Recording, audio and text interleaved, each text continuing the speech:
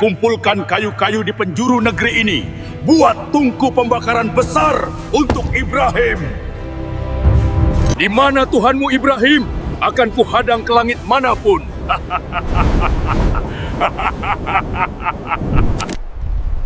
Di sebuah tempat yang kini hanya tersisa reruntuhan batu.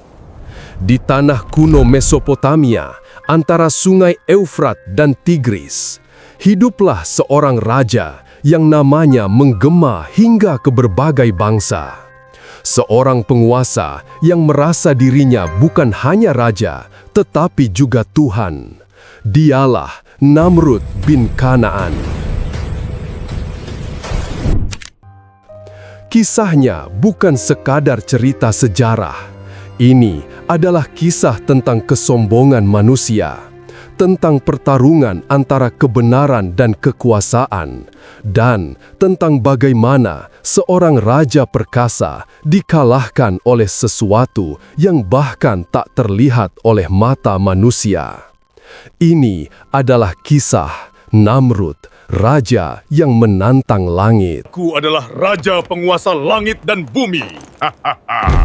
Akulah hamba kalian semua. Kerajaan yang dibangun di atas kesombongan. Pada masa itu, Babel adalah kota yang tak tertandingi. Menara-menara menjulang tinggi, patung-patung raksasa menghiasi gerbang. Prajurit berlapis baja menjaga setiap sudut kota. Di singgasana tertinggi, duduk seorang raja muda. Wajahnya tegas, sorot matanya menyala penuh kesombongan.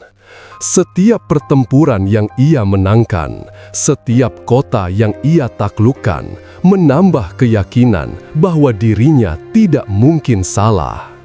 Namrud tidak hanya ingin menguasai manusia, ia ingin menguasai langit. Ia ingin dipuja sebagai Tuhan. Para pendeta dan dukun istana berulang kali mengatakan, "Engkaulah penguasa bumi dan langit." Rakyat pun dipaksa sujud setiap kali ia lewat. Namun, kesombongan terbesar hadir ketika seorang pemuda datang membawa kebenaran. Debat yang menggoyangkan istana. Pada suatu hari yang terik, Namrud mengumpulkan seluruh pembesar kerajaan.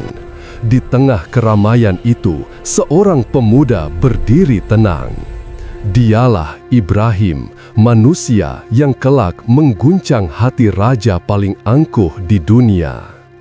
Namrud menatapnya dari singgasana. Siapakah Tuhanmu, wahai Ibrahim? Ibrahim menjawab tegas, Rabbku adalah Dia yang menghidupkan dan mematikan, Allah Subhanahu wa Ta'ala. Namrud tertawa. Jika begitu, aku pun dapat menghidupkan dan mematikan. Ia memanggil dua tahanan, satu dihukum mati, satu dibebaskan. Prajurit bawa dua orang buruh ke hadapanku. Cepat!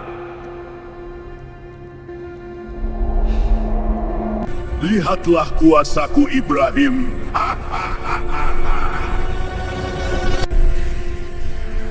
Nyawanya di ujung pedangku.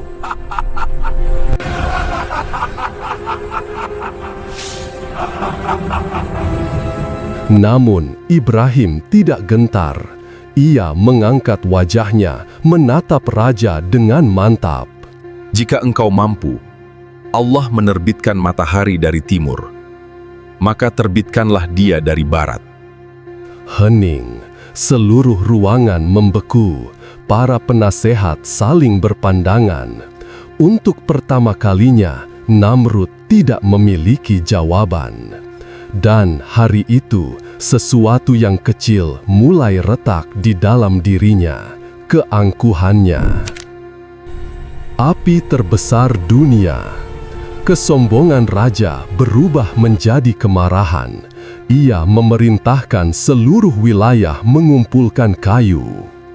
Kumpulkan kayu-kayu di penjuru negeri ini. Buat tungku pembakaran besar untuk Ibrahim.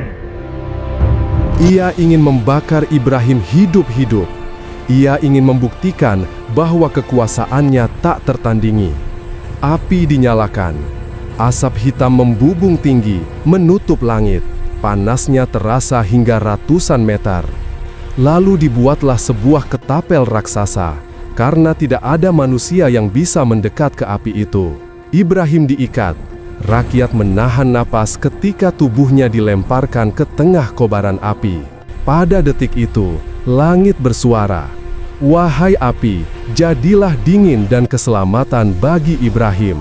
Api yang seharusnya membakarnya berubah menjadi taman yang sejuk. Rerumputan tumbuh di tanah panas, angin lembut berhembus, dan Ibrahim berdiri tanpa luka sedikit pun. Berita ini menyebar ke seluruh negeri.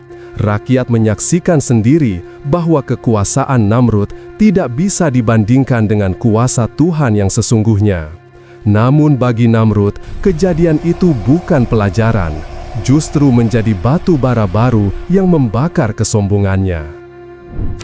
Kereta yang mencoba menembus langit. Di ruang terdalam istananya, Namrud memanggil para arsitek dan dukun istana. "Aku ingin naik ke langit," katanya. "Aku ingin melihat siapa Tuhan yang disembah Ibrahim." Maka dibangunlah sebuah kereta kayu raksasa. 4 burung besar ditangkap, elang raksasa yang sayapnya selebar manusia. Di ujung tiang panja dipasang daging segar. Ketika burung-burung itu mengepak, kereta terangkat, perlahan naik ke udara. Rakyat terkejut melihat bayang-bayang kereta itu melayang di atas kota, seolah raja mereka sedang menantang langit. Dari atas sana, Namrud berteriak, Di mana Tuhanmu Ibrahim? Akan kuhadang ke langit manapun. Namun, semakin tinggi ia naik, semakin dingin dunia terasa. Angin menampar wajahnya. Burung-burung kehilangan tenaga. Kereta bergoyang hebat. Langit tetap tak tersentuh. Tak ada pintu menuju ke sana. Tak ada apapun yang bisa ia capai. Kereta jatuh menghantam gurun, dan raja yang sombong itu kembali ke istananya dengan luka bukan di tubuh, melainkan di hatinya. Karena hari itu ia sadar, sekuat apapun dirinya, langit tidak bisa ia taklukkan. Raja yang dikalahkan oleh tentara terkecil. Hari demi hari berlalu, kesombongan Namrud berubah menjadi ketakutan. Malamnya gelap, mimpinya buruk, hatinya tidak tenang. Dan pada suatu malam, tentara Allah pun datang. Bukan ribuan pasukan, bukan petir, bukan gempa bumi, tetapi seekor nyamuk kecil. Nyamuk itu masuk ke dalam hidung Namrud, lalu bergerak ke dalam kepalanya. Setiap kali ia menggigit, Namrud menjerit kesakitan. Ia memerintahkan pasukannya memukulkan palu ke kepalanya hanya untuk sedikit mengurangi rasa sakit. Setiap hari, setiap jam, tanpa henti. Raja yang pernah menantang langit kini kalah oleh makhluk kecil yang bahkan tak bisa ia lihat dengan matanya sendiri. Dan akhirnya, kesombongan itu berakhir bersama hidupnya.